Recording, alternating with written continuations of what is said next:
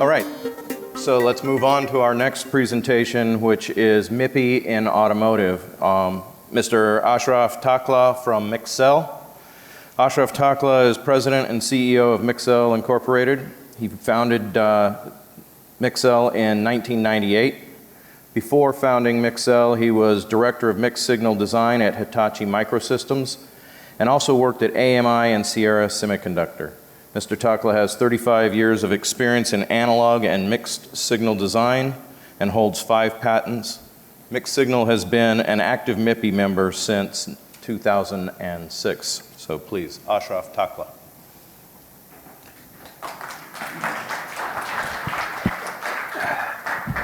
Hi, Roy. Thanks. Yep. Good morning, everybody. Thanks, Roy, for the introduction. I guess I should mention my co-authors are 2 gentlemen from NXP, Thomas Wilson and Christian Tuschen. So today, the focus of the presentation in MIPI in automotive. I understand that the previous speaker did cover automotive a little bit. This particular presentation will only focus on MIPI. This is the outline of the presentation.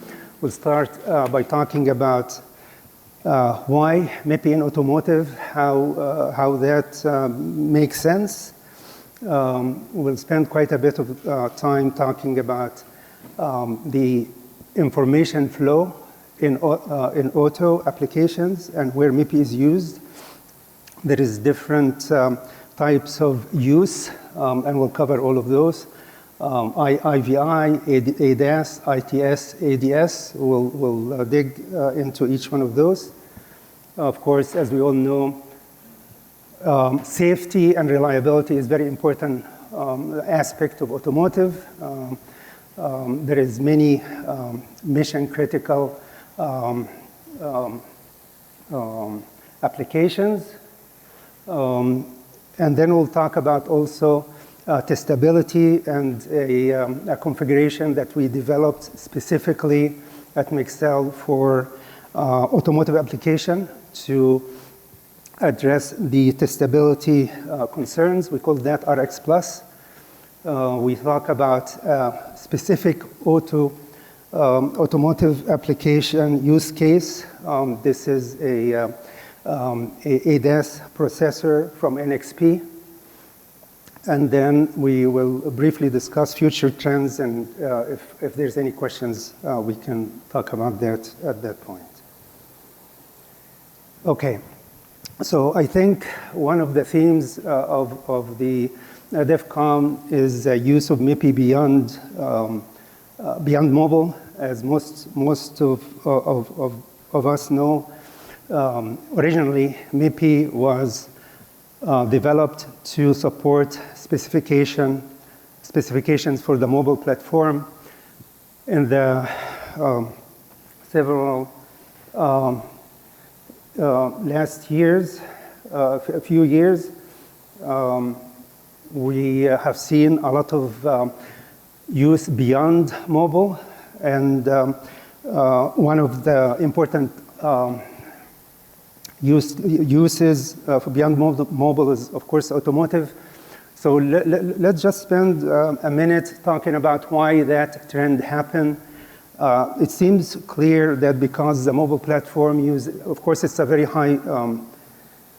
high volume application, uses a lot of sensors and displays. So very quickly, as the MIPI specifications became very popular and very prevalent, widely deployed in mobile, the displays and sensors using MIPI became standardized and started to become very powerful and very inexpensive. And a lot of the other applications that uses sensors, cameras, image sensors, and displays was very hard not to take advantage of this opportunity. We're very capable sensors, high accuracy, high resolution sensors and displays available at a very reasonable price. So I think that is what happened with automotive, a lot of other beyond mobile applications where we started to see that image sensors lead the way for that penetration of other application areas. So let's talk about what is similar and what is different between the mobile platform and automotive applications. Both of them need to use high-band sensors, high resolution.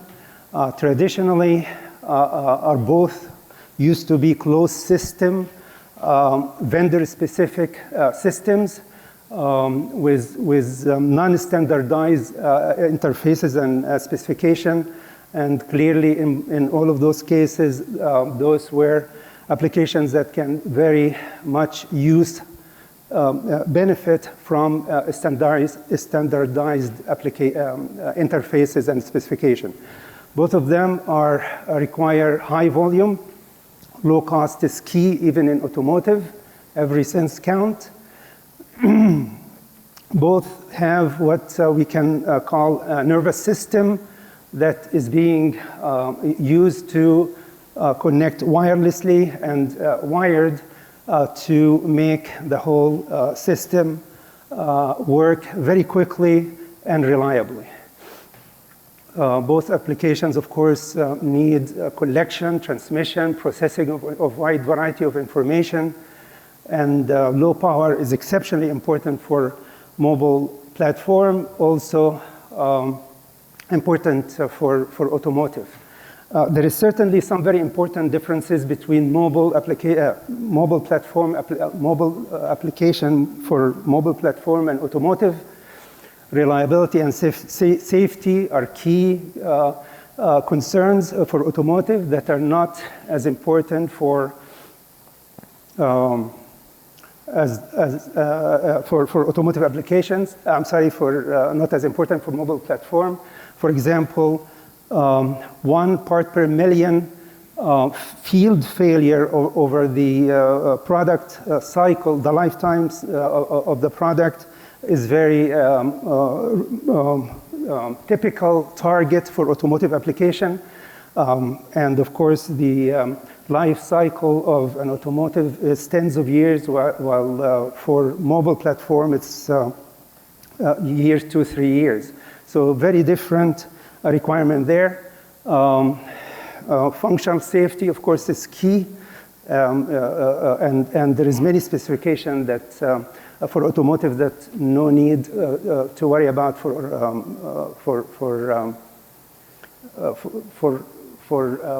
the mobile platform. As I mentioned, the product life cycle is very, very different. So, as I mentioned, there is many different uses for electronics in automotive. One is telemetrics. IVI is in-vehicle infotainment. Advanced driver assistance systems, ADAS. Intelligent transportation system, ITS. And autonomous driving system, ADS. We will cover each one of those in more detail and talk about how MIPI is used in each one. For telematics, GPS, of course, display is key component of the system, and that, of course, is tracking the location of the vehicle and displaying the information on a display that very easily would be using DSI. Infotainment is another natural application for MIPI displays that use DSI, which is the display serial interface. Of course, other than that, there is many other interfaces and specification. Bluetooth is very important, Wi-Fi, storage, which uses UFS, which is another MIPI application. Audio can use sound wire, which is another MIPI standard, another MIPI specification. Moving along to the most prevalent, most widely deployed system now is ADAS. And it's certainly very growth area, exciting developments, a lot of players. As many of us have those kind of capabilities in our cars. Collision avoidance, you see a lot of advertisement now about collision avoidance is becoming very popular. Adaptive cruise control, automatic braking, lane detection, proximity detection, all of those kind of things need very sophisticated electronic systems, vision interfaces, radar, ultrasound, the image and signal processing, of course, is key. And of course, in that area, CSI, which is the camera serial interface, is the most prevalent. And of course, also the display, the DSI is also seeing accelerating adoption. The next level of electronic use is ITS, Intelligent Transportation System. And that is many different things. In a nutshell, you can say it's vehicle to everything. That can be vehicle to infrastructure, vehicle to pedestrian, vehicle to vehicle, vehicle to device, vehicle to grid. And this is a very important component for going from ADAS to autonomous driving system. So as ADAS become more capable, more powerful, more widely deployed, and as intelligent transportation systems, which is augmenting ADAS by providing more communication with other entities such as pedestrian vehicle infrastructure and such. All of that will enable us to eventually have very widespread use of ADS, as the autonomous driving system. Of course, for ITS, you use RF bridging, modems, wireless communication, cellular communication, and for those type of things, you see MIPI being used. Again, for example, DigiRF is use case for RF systems, for storage, UFS, and of course, CSI and DSI continue to be important MIPI specifications for ITS and ADS as well. So of course, ADS is ultimate goal. It's happening faster, and I think we all see the race is on. This shows a ADAS sensor shield. ADAS is a very complex function. It needs many different sensors that need to provide a very diverse type of information and data that need to be co-processed, correlated, and used to take action in a very short period of time. So there is many different shields, sensor shields. If we start at the inner circle, you see the park assist.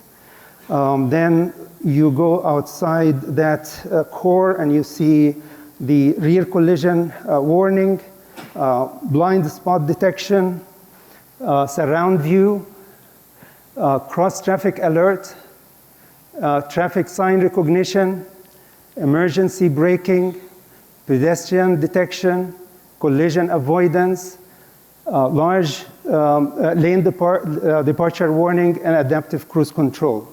Now, in the old days, it was easy to say, okay, this particular shield uses this particular technology, such as radar or LiDAR or camera.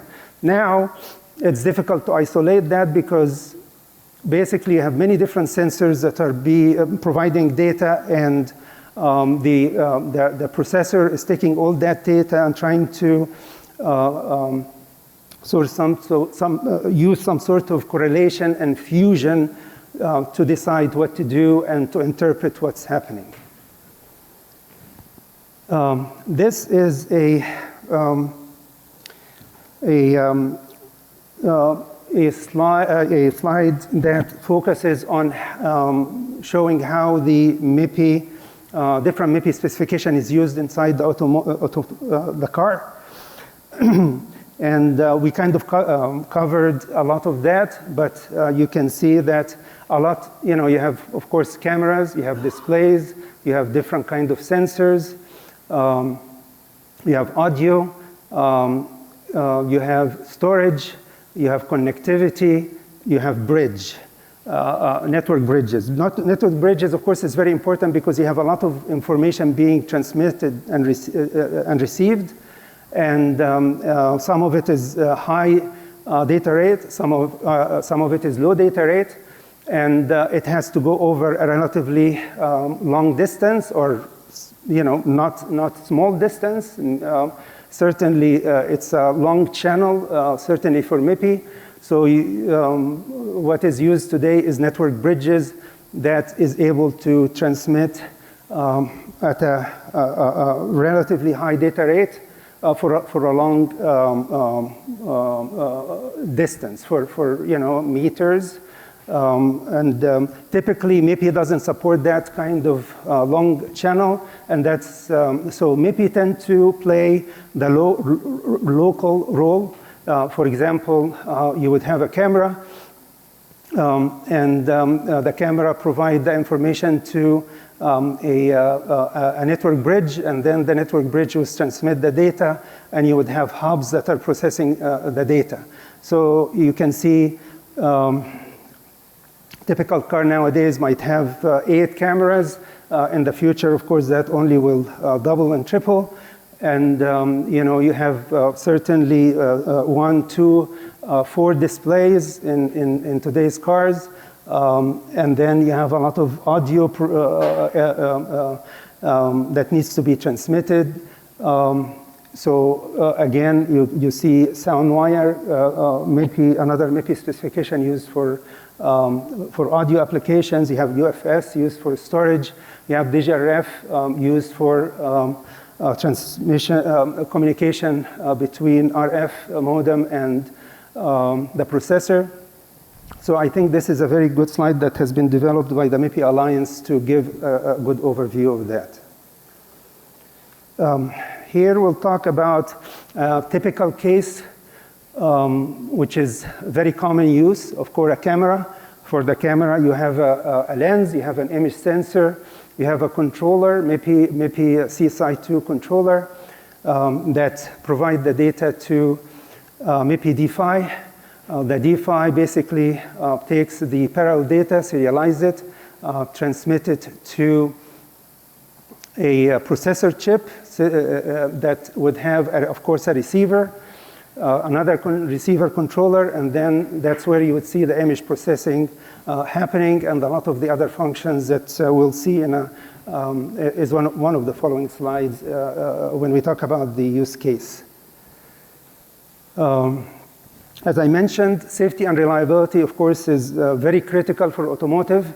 It makes a big impact on how you design the chip, meeting 1 ppm failure rate, and this is field failure rate, not yield before you ship the chip. This is okay. You deliver the integrated circuit and it's built into the automotive into the car, and now it has to perform for the lifetime of the car at a very low failure rate.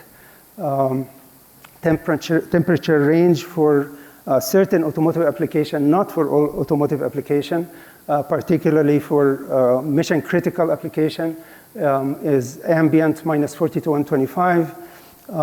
The design of the chip needs to have much larger margin, much bigger tolerance for variation. Typical consumer electronics, most electronics would be designed for 3 sigma. Automotive, it's 5 or 6 sigma design. So that becomes very challenging. Of course, many standards that has been published and being developed to address the reliability and safety specification. Another very important item is testability and diagnostics. In modern cars, the ability to do diagnostics in system diagnostics and testing, of course, is very key. Testability at full speed before, when you're doing the sort, where you're doing the testing of the chip is, of course, very important. And that's why we, working with our customers, we developed a optimized automotive configuration for a DeFi receiver. Because as we saw on the previous slide, you see one of the most common applications is camera sensors. So a typical processor integrated circuit would have a receiver that is receiving the data from the sensor. So that's very common and very common use case. To test the receiver,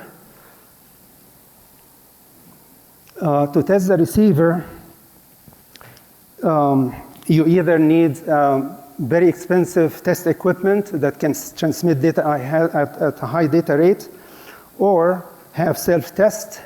Traditionally, self-test for a MIPI would be using what is called universal lane. So let me give you a little bit of background about the DeFi. The DeFi is one of 3 PHYs that have been that has been developed, the specification for which has been developed in the MIPI Alliance.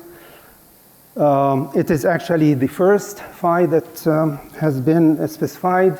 After that came the M PHY and then the C PHY. And the D PHY is very unusual PHY in the sense that it has both low power transmission and reception, as well as high speed.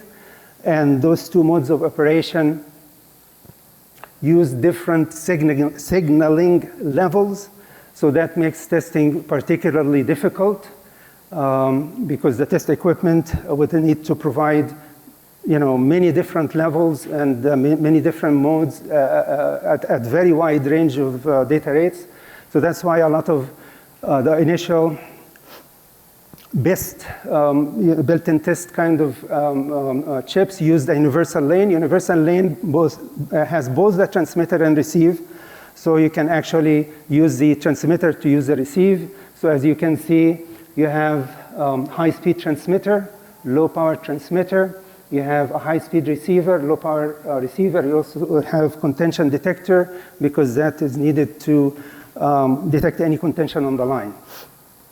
So that was, that is one solution to that problem. Of course, for a receiver application, all of this part is overhead that's not needed.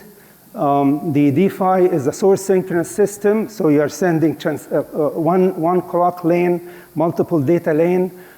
So because of that, the receiver is much simpler than in another PHY where you have full CDR. And because of that, the receiver area is much smaller. So to put a transmitter for each data lane would be a substantial penalty that you really only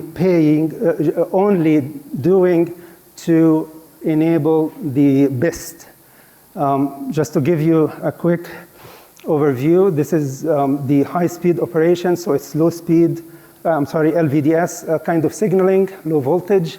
The low-power operation is rail-to-rail operation, typically 1.2 volt. So you can see how this is not easy to be able to use ATE to test. There is a relatively complex protocol. So you would have you have a clock lane and you have a data lane. You have a protocol to transition from high-speed operation to low-power operation. And of course, the timing between those is very important. So it would not be easy for AT equipment to do all of this, and actually very difficult too. So because of the big overhead for the transmitter, we developed RX Plus, which is basically targeted to minimize the area, minimize the power, improve the performance compared to a universal lane, while enabling all the benefits of full speed testing, right? So you can do full speed testing for function comprehensive testing on a production basis, as before you ship the product in system. We also developed a method to make that test independent of the external loading, and there is a patent pending on that. It enables us to support high data rate with lower bit error rate, because basically you're substantially lowering the parasitic capacitance on the receiver, because you are eliminating the transmitter, which has quite a bit of parasitic capacitance. Of course, it's a much smaller area. It saves about 35% of the area. And then, of course, it also saves leakage power, and the reduction there is about 50%. So this is kind of shows how this is done. Basically, instead of having one transmitter for each lane, we use one transmitter and share it between all the lanes. So we would have, of course, one transmitter for the clock, and then one transmitter that's shared between all the receivers. And then there are mechanism and algorithm to do the best while using some loopback switches. Now we transition into a use case. This use case is a ADAS processor from NXP. And as you can see, this is a very complex chip. And it does use MIPI interface. It has integrated the Mixel D5, and it's going to production now. It's an announced product. You can see the MIPI interface. It has two D5s, CSI for CSI camera application. So basically, you can process data coming from two different cameras simultaneously. And you can see how such a small part of the chip this is.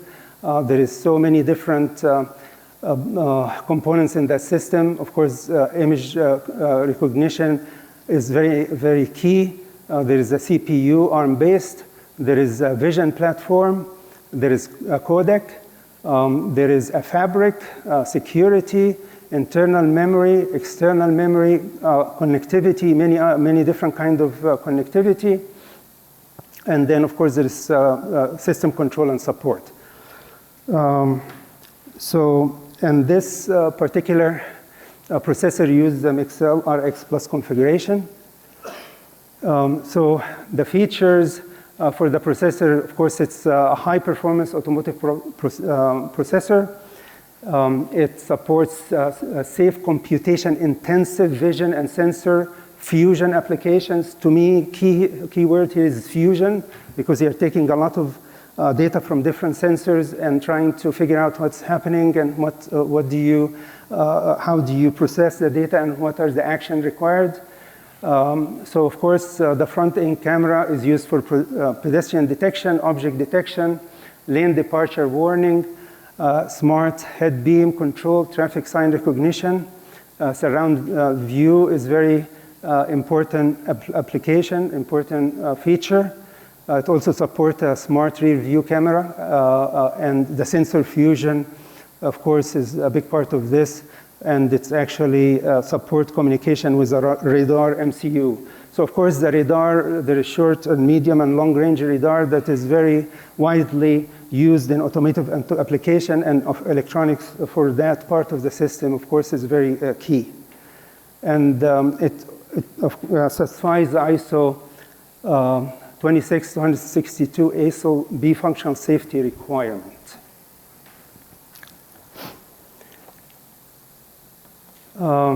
So talking about the DPHY that has been integrated, this is an RX Plus DPHY. It's 4 data lanes, 2 instances, and it can be programmed to be 1, 2, or 4 lanes. So the aggregate per DPHY is 6 gigabit per second. It supports the SSI2, which is the camera receiver interface. As I mentioned, one of the advantages of RX Plus, it supports full speed testing at wafer level and eliminates the need for expensive ATE. This is how an example of how a radar processor would use MIPI. You might have noticed this is very similar to the earlier block diagram I showed for the camera. Basically, they are both taking in some information about an image in different ways. So the radar transceiver would have antenna. In this particular case, it uses 3 transmitters and 4 receivers. You can think of those as radar beams that are being transmitted and the reflection received to get information about the distance, the velocity, relative velocity of the vehicles or anything actually moving, the outline of the objects. That information goes to the analog front end, which has ADCs that digitizes the data, transmitted to the CSI transmitter, CSI controller, and then the DPHY. On the other side, the radar processor would have a DPHY, CSI, then the controller, then the NXP radar processing. And of course, this is, again, a small part of a very big system. Yeah. So now we can talk briefly about future trends. So certainly the focus today is ADAS, moving into ADS. Why this deployment is ADAS, but ADAS is such a huge area, such different degrees of capability that will continue to progress. MIPI, the MIPI Alliance is working together to develop the specification in ways that would be automotive friendly and beyond mobile friendly in general. One of the things that are in discussion now is supporting longer range channels. One of the key future trends is using multiple combination of different sensors to enable ADS. Use of radar is accelerating, and of course, radar is very good candidate for using MIPI, and that is happening today. And of course, that's will only increase. Many new players are jumping in. We see a lot of announcement in the press about different companies investing in autonomous driving vehicles and autonomous taxis, service, and all kinds of things of that nature. Of course, that is only putting more pressure on the existing players to make accelerated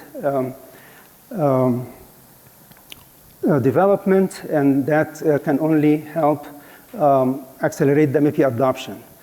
So there is no question that this is a very exciting application, and that this will be very beneficial to consumers and early adopters. Yeah. So I think it's clear that electronics in automotive is accelerating substantially. It seems that the traditional automobile is no more the things we really, most consumers are looking for. It's much more sophisticated, much more complicated, and that the electronic content is playing a big part and the differentiation for automotive applications. It's great to see that the MIPI is being widely adopted for automotive applications. The MIPI Alliance is very focused on supporting and accelerating that the MIPI adoption. Transition from advanced driver assistance to autonomous driving is definitely accelerating and accelerating much faster than expected. So I think it's clear that the race is on and MIPI is in. So please, any questions, comments? Turn it back to Roy. Thank you. Any questions for Ashraf? I have to block the light here for a second. All right. Thank you. Oh, wait. Did I hear? Oh, yes. Hang on one second. We'll get you a mic. Thank you. So the MIPI channel is very short. Correct. While in automobile, the cameras and displays could be far apart from your processors. So what's the advantage of using MIPI instead of other like EDP and USB with camera and displays? Yeah. Well, I think that's a very good question. I tried to answer it at the very beginning of the presentation, and this is my self-interpretation. I think the main reason all of the MIPI adoption beyond mobile is driven by availability and cost, right? So if you are developing any of those systems and you have to use a camera, what are you going to do? You're going to go and get the best camera you can get that fits your requirement at the lowest cost. So because the mobile platform is so prevalent and such huge volume, and MIPI has already been adopted, has been widely adopted, that drove the availability of very powerful, very inexpensive cameras and displays. So when automotive, when IoT, when virtual reality vendors or developers are looking for a camera, it's hard to resist using a camera with MIPI. That's my personal interpretation. There is a lot of experts from the MIPI Alliance here. It would be great to hear their opinion. Okay, so it's a convenience because it's available.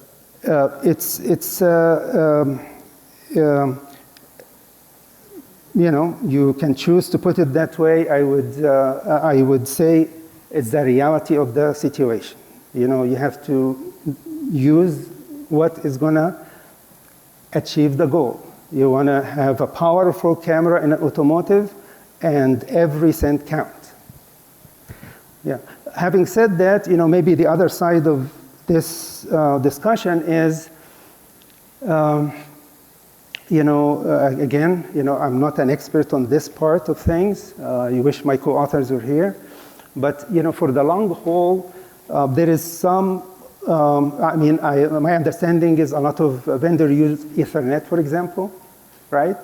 And no matter what you do, I think you need something like that. I mean, if you use, USB or ADP, I think you will end up having to use a hub and then something like Ethernet. At least that's, again, my personal interpretation. Okay, thank you. You're welcome. Yes, sir.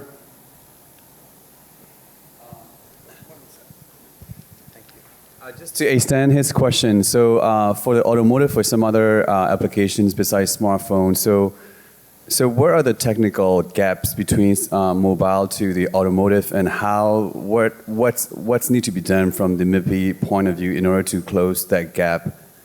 Let's say if you have it in a car, and the second question is, what is the percentage of the MIPI penetrations or use cases in the existing automotive industry in the car compared to other standards? Thanks. Yeah, sure. Well, I think the gap, there is probably more than multiple gaps, but I guess one obvious gap is this long haul, long channel that you have to cover, right? So I don't think and again, I can't speak for the MIPI Alliance. Of course, I am a contributing member, but so please, there is many board members here that can jump in and help answer the question. But from my perspective and from what I know from attending and being very active in the ecosystem, within the MIPI Alliance, there is activities going on to see how the channel can be extended so you can go a longer distance, right? I don't think that is going to go for meters and meters. At least it's not obvious how would that be a good fit for MIPI. But even if you go from 25 centimeters to 40, to double that, you're making progress. So those, instead of putting so many hubs that would go through that transition from MIPI to Ethernet, maybe instead of 5 or 6, maybe you can reduce it to 2 or 3, So that is something, this is again my personal interpretation to answer your first question.